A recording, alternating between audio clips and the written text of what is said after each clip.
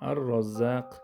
Ar-Rozzaq ko'plab rizq beruvchi, barcha rizqni va ularning vositalarini yaratuvchi demakdir.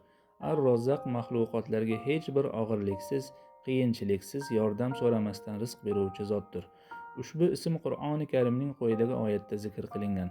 Albatta, Alloh o'zi rizq beruvchi, quvvat egasi, shiddatli zotdir. Zariyat surasi 58-oyat. Rizqning keng bo'lishiga sabab bo'ladigan amallardan biri namozdir. Bunga quyidagi oyat dalil qilib keltirilgan. Ahlingni namozga amr et va o'zing unga sabr qil. Biz sendan rizq so'ramasmiz, balki senga o'zimiz rizq berurmiz. Xayrli oqibat esa taqvodadir. Toha surasi 132-oyat. Bu rizqim keng bo'lsin desang namoz o'qigin degani emas. Chunki alhamdulillah mo'min musulmonlar busiz ham namoz o'qiydilar. Bu namozingni huzur va xushu bilan mukammal ado qil deganidir. Xushu namozning asosiy qismlaridandir.